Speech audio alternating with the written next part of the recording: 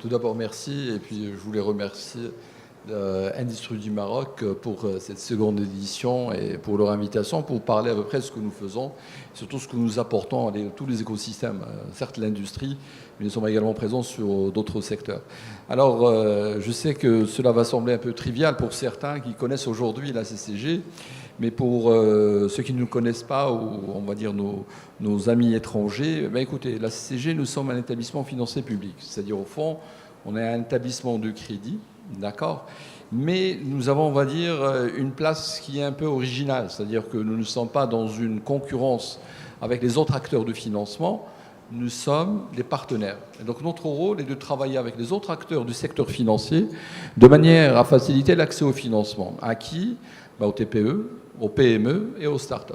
Et donc nous essayons de décliner donc, cette mission en des produits. Ce sont des produits essentiellement de partage de risque pour faire en sorte que la CCG, qui reste avant tout une institution d'impact, non pas, on va dire, de recherche de rendement financier, nous sommes avant tout une institution qui essaie de faire en sorte qu'il y ait davantage de facilité d'accès au financement. Pourquoi ? Pour la création de valeur, la création d'emplois et le développement économique. Donc c'est comme ça que nous traduisons nos actions. Et si nous avons aujourd'hui, on va dire, deux types d'interventions, elles se déclinent en deux. Ce sont des produits bancaires, c'est-à-dire tout ce qui est par signature ou par décaissement, de la garantie, de la dette.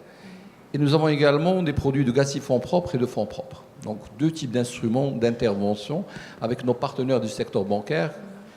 J'ai essayé de dire dès le départ, c'est qu'on n'est pas dans un cadre concurrentiel, c'est-à-dire nous n'allons jamais seuls. Nous accompagnons les autres acteurs du secteur financier et on essaie essentiellement de répondre à une problématique, à savoir celle notamment de la garantie, le problème, on va dire, de la faiblesse, d'accord, des sûretés qui peuvent exister. Mais pas que, d'accord. On peut aller également sur d'autres instruments pour la recherche de la compétitivité ou autre.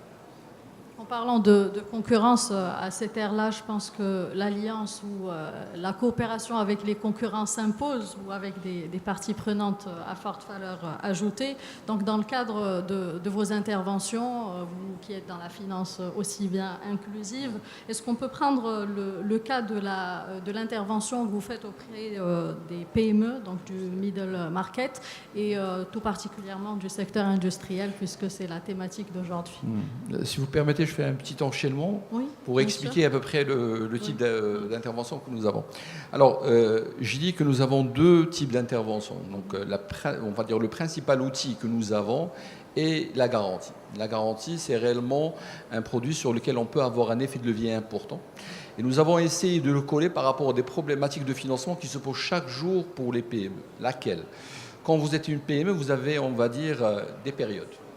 Au moment de la création, au moment où vous allez vous développer, au moment sur votre cycle d'exploitation, c'est-à-dire votre activité presque, je dirais pas journée, mais presque, quand vous désirez d'aller sur d'autres cieux, c'est-à-dire quand vous allez vouloir exporter ou autre, quand vous êtes malade, vous avez des problèmes, ou par exemple au moment de la transmission d'entreprise. Pourquoi ? Parce que peut-être qu'il faut un nouveau repreneur pour permettre à l'affaire de continuer.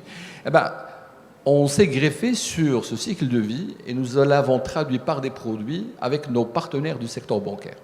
Donc aujourd'hui, par rapport, on va dire, à ces périodes qui sont des moments clés dans le développement de l'entreprise, il y a une réponse qui est là. Donc ça, nous le faisons pour tout secteur confondu. Donc le secteur industriel est un des principaux, on va dire, secteurs d'intervention. Je donnerai les chiffres à la fin. Donc aujourd'hui, quand vous êtes une entreprise, peu importe le secteur, ça, les deux secteurs où nous intervenons pas, c'est lesquels ? C'est la promotion immobilière et la pêche hauturière. Ce sont les deux. Sinon, nous sommes open tout secteur confondu.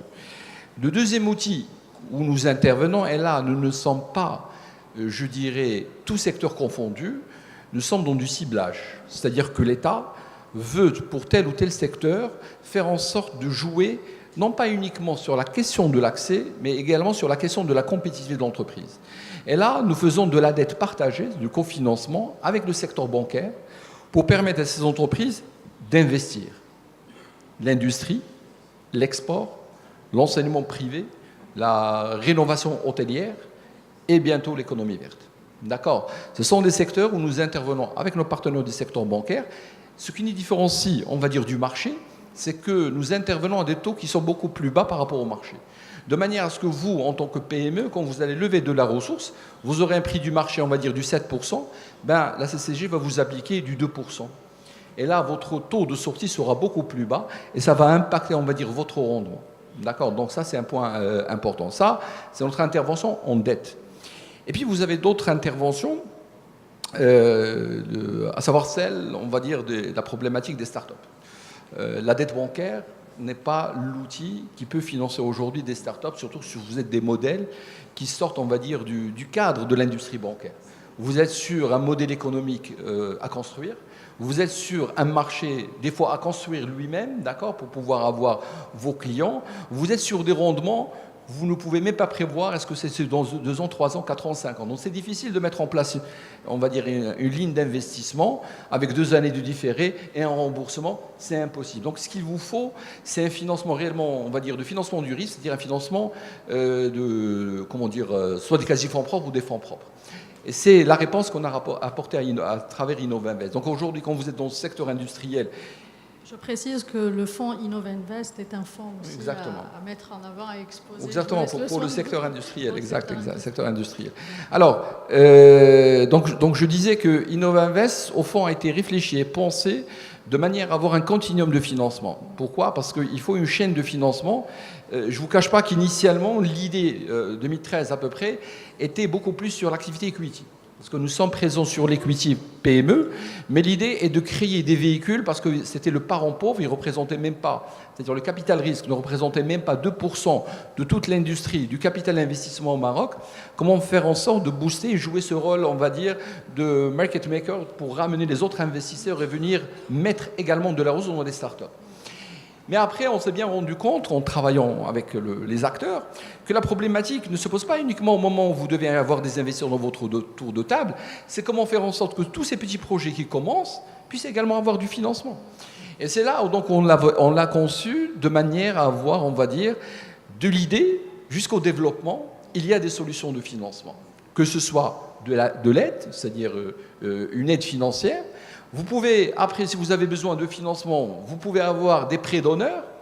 Si maintenant ça marche, vous avez 4 fonds d'investissement qui sont là pour injecter de l'argent en tant qu'investisseur avec vous. Et si vous avez d'autres besoins de financement et que ce sera difficile d'aller lever de la dette bancaire, vous avez des avances remboursables jusqu'à 2 millions de dirhams. Et si ça ne suffit pas, on peut mettre avec vous un prêt participatif pour pouvoir injecter de l'argent et faire en sorte de donner au moins qu'il n'y ait pas une asphyxie financière pour ces startups. C'est beaucoup de risques, mais on va dire notre pays ne peut pas se permettre de rater le tournant, en tout cas de l'innovation dans tous les secteurs. Parce que quand je parle d'Innovinvest, je ne parle pas d'un secteur, je ne parle pas uniquement des IT. C'est ouvert tout secteur, de l'économie circulaire, de la fintech, des IT, etc. Donc tous les secteurs-là. Et comment on travaille? Nous ne travaillons pas en front office toujours. Quand je parlais des premiers produits, nous avons nos partenaires que ce sont des incubateurs, ce sont des accélérateurs qui sont là parce que l'accompagnement est une obligation pour permettre réellement la réussite des premiers pas. Et pour injecter de l'argent, nous ne sommes pas seuls, nous sommes avec d'autres investisseurs, dont des fonds qui sont gérés par des sociétés privées. D'accord? Et pour terminer, c'est plus de 900 millions de dirhams qui seront injectés au cours des prochaines années dans les startups au Maroc. 500 millions auprès de l'État, 400 millions auprès d'investisseurs nationaux et étrangers. Je termine rapidement parce que j'ai oublié de le dire, vous m'excuserez. Vous m'avez parlé du secteur industriel. Au cours des 3 dernières années, en termes de garantie, de crédit garanti par la CG et l'activité dette, partagée également avec le secteur bancaire, nous avons réalisé quelque chose comme 47 milliards de dirhams. Sur les 47 milliards de dirhams, le secteur industriel représente quelque chose comme 11 milliards et demi, pour vous montrer l'importance du secteur industriel dans notre portefeuille, qui a toujours été et restera toujours le premier secteur avec plus du quart à peu près de tous les financements que nous accordons. Dernier point, tout ça pour vous montrer que l'État est toujours présent. Que par rapport, on va dire, à des dynamiques de marché, par rapport à des besoins qui sont sectoriels, industriels, etc., l'État est derrière, mais le fait d'une manière différente. On n'a pas besoin d'être toujours dans le front office. Il suffit d'avoir des outils qui permettent de rassurer le marché et de faire en sorte qu'on arrive à faire davantage et davantage.